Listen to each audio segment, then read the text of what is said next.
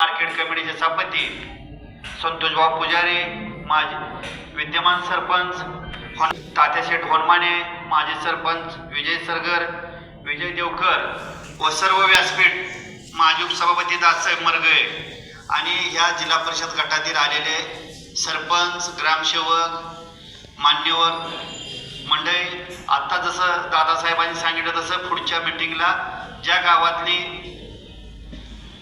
ज्यांना गावाच्या विकासासाठी सर्वसामान्य माणसासाठी करायची धडपड असे सर्व लोक आली पाहिजे. आणि जो ग्रामसेवकचा विषय मांडला मोठ्या गावात, साहेब इथून पुढच्या काळात 29 तारीख झाल्यानंतर शेटपळ आणि करगणीला एकच ग्रामसेवक ठेवा मोठ्या गावासाठी. आणि जो पिंपरी आणि पात्रेवाडी किंवा शेटपळ असं करू नका, मासावाडी गोमेवाडी असं करू नका, शेजारचं गाव त्याला द्या, मासावाडी लेंगरेवाडी. किमान लेंगरेवाडीचा व्यक्ती मासावाडीत जायचं आहे किंवा पात्रेवाडीचा शेटपळायचा आहे नाही. आपले काय होते आणि ग्रामसेवकांनाही मला विनंती करायची आहे, तुम्ही सुद्धा सांगताना सांगा की आम्हाला शेजारचं गाव द्या. तुम्ही कदाचित चांगलं काम करताय, लोकांना वाटते की साहेब गोमेवाडीत येतं का घरी ही पण गैरसमज लोकांचा होतोय. तुम्ही सर्व आज ग्रामसेवक उपस्थित राहिलाय. नाही मला वाटलं की त्या खानापूरच्या विटेच्या मीटिंग सारखं होतंय, काय ग्रामसेवक हजर राहत नाही. बरं, सर्व तुम्ही उपस्थित राहिलाय, तुमचे मी स्वागत करतो. तुम्हाला मला एक विनंती करायची आहे ग्रामसेवकला. काल मी जडपीत विषय मांडलाय, घरकुलचा विषय आहे, त्यात ग्रामसेवकची भूमिका सरपंचाची जेवढी आहे तेवढी ग्रामसेवकाची आहे. बरं, दादासाहेबांनी ज्या पद्धतीने सांगितले की सरपंच शेवट पार्टीचा गटाचा तटाचा बघणार, माझ्या पार्टीचा आहे, माझ्या गटाचा आहे, माझा कार्यकर्ता आहे, त्यासाठी त्याला घरकुल देण्याचा प्रयत्न करेल. बरं, ग्रामसेवकला मला विनंती करायची आहे, ह्या जिल्हा परिषद गटातल्या सर्वसामान्य माणसाला ज्याला घर नाही त्याला घर द्यायचं तुम्ही काम करायचं आहे. हे तुम्हाला माझी कळकळीची विनंती आहे. त्याचा प्रस्ताव पाठवा, पंचायत समिती असेल किंवा झडपी असेल, आम्ही त्याला मंजूर करून देऊ. येत्या जिल्हा परिषद वर्षभरामध्ये एखादी आपल्या गटातली कुठली मायमाऊली जिला घर नाही राहायला, पहिला तिचा प्रस्ताव करा. ना अनेक ठिकाणी काय होतंय, तुम्ही ग्रामसेवक अतिशय चांगलं काम करत असाल, बरं तुम्ही माहिती काढा आज संध्याकाळी की मी ज्या गावात काम करतोय त्या गावात असे किती महिला आहेत, त्या किती घर आहेत ज्याला घरकुल नाही, ह्याची पहिली तुम्ही लिस्ट काढा आजपासून आणि त्या व्यक्तींना घर द्या. कुठल्या पार्टीचा गटाचा तटाचा बघू नका. ह्या गावचे सरपंच असतील किंवा ज्या आपल्या गटातल्या सर्व सरपंचाला मला विनंती करायची आहे की आपण राजकारण 100% केलं पाहिजे, पण कधी कधी सर्वसामान्य माणसासाठी सुद्धा आपण काम केलं पाहिजे. आता आमच्या भगवानरावचा विषय होता, मी आल्याच म्हटले की वीज बोर्डाची साहेब आली का नाही ती, तो विषय गंभीर आहे. रोज आम्हालाही फोन येतात, साहेबांनी सांगितले की ती मिटिंगला आम्ही त्यांना निरोप दिला नाही. तुम्हाला आज मी सांगतो, पुढच्या मिटिंगला बीडीओ साहेब आलं पाहिजे, नाही तर मी तक्रार करणार वर. बीडीओ साहेब सुद्धा पुढल्या मिटिंगला इथं पाहिजेत, वीज बोर्डाचे असतील आणि कुठले जे अधिकारी आहेत, मग पाटबंधारे कुठले 11:30 वाजता.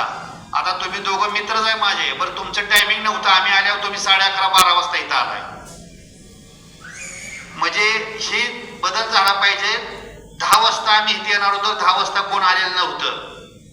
पुढच्या वेळी मिटिंगला मला अध्यक्षांनी सांगितले टायमिंगचं बंधन पाहावं, 100% ते काय पाळलं पाहिजे.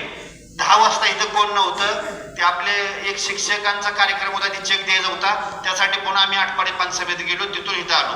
पुढच्या वेळी कुठला अधिकारी रजेव आहे काय नाही, तुम्ही 8 दिवस आधी मिटिंग तारीख जाहीर करायची, सर्व अधिकारी इथं पाहिजे. आपल्या फक्त गटाचाच विषय घेऊन यायचं, तालुक्याचा विषय इथं घेऊन यायचा नाही. आपल्या ज्या जिल्हा परिषद गटातली गाव आहेत त्या गटाचा विषय घेऊन यायचं.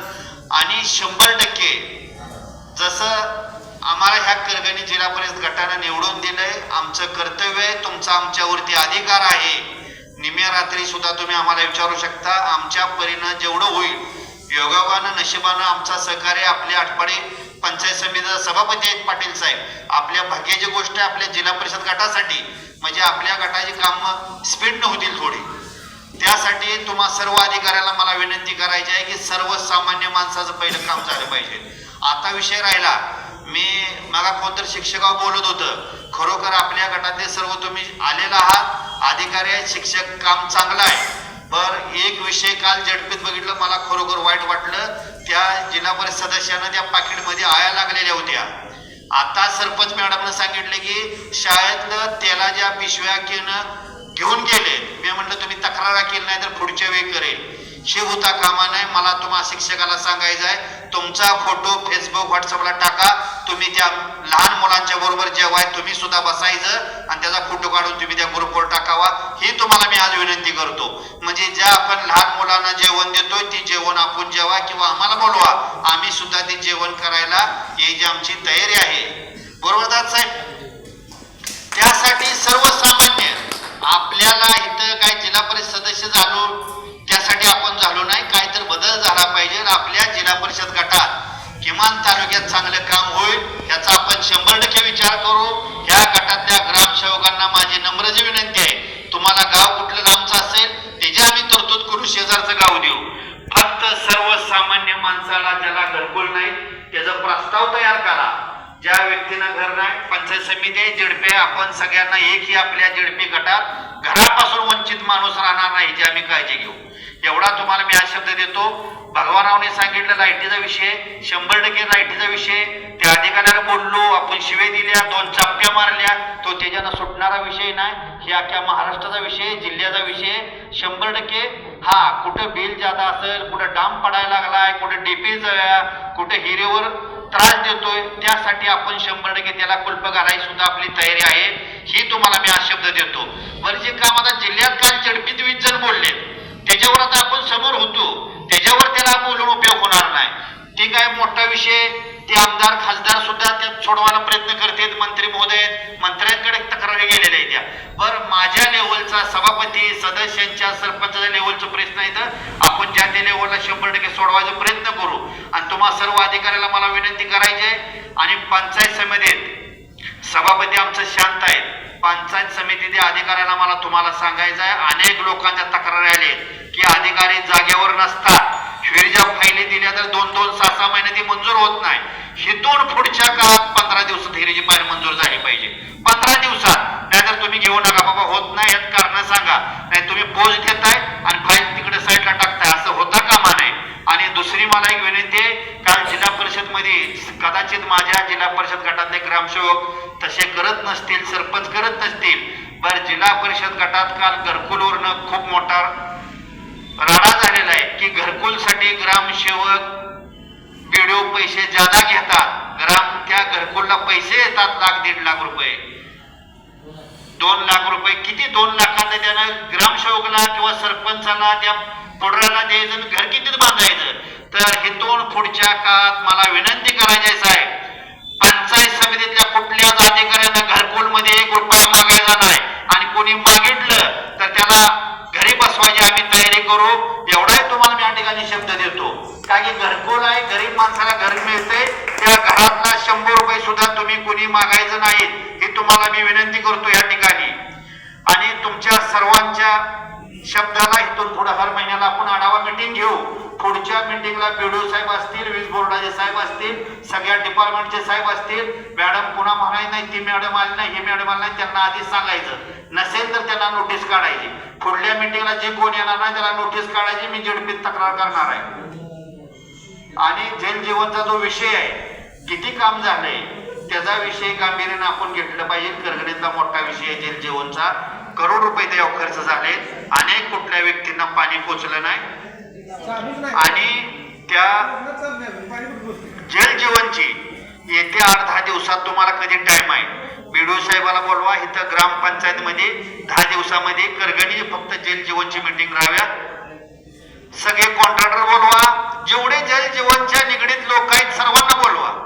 मग कुठल्या तालुक्यातला असू द्या, जडपीतला अधिकारी असू द्या, जे असतील करगणी जल जीवनच्या विषय मधले जेवढे अधिकारी आहेत त्या सर्व अधिकाऱ्यांना इथं बोलवा. त्यांची सेपरेट 8-10 दिवसात मीटिंग लावली जाईल आणि काय त्यातून प्रश्न निघत तो. आणि दुसरा विषय घेतला तो फिल्टरचा विषय होता, ठीक आहे. सरपंच त्या तुमच्या जनावरांच्या दवाखान्यासाठी जागा असेल त्याचा प्रस्ताव द्या. गरगणीतला जनावरांचा दवाखाना आहे त्याचा तुम्ही प्रस्ताव तयार करा. हे धरले, हा ते दोन्ही दवाखानं आपण एक मोठं काम आपल्या कालावधीमध्ये या वर्षभरात 6 महिन्यामध्ये मोठा दवाखाना आपण आणायचा 100%. शेटपळ आणि करगणीला प्रयत्न करू. दुसऱ्या अजून 1-2-3 गावामध्ये आपण ते प्रस्ताव तयार केलेत. आज ते मोठं बोलणं योग्य नाही. आधी त्या टप्प्यात जाऊ, मग ते बोललेलं बरं होईल. तर 100% आज तुम्ही सर्वजण आला त्याबद्दल मी मनापासून तुमचे अभिनंदन करतो. आणि इथून पुढच्या मीटिंगला जबाबदारीनं सर्वांनी हजर राहावं एवढी विनंती करतो. आणि साहेब तुम्हाला माझी विनंती आहे, पुढच्या मीटिंगला सर्व अधिकारी आले पाहिजेत हे तुम्ही काळजी करा.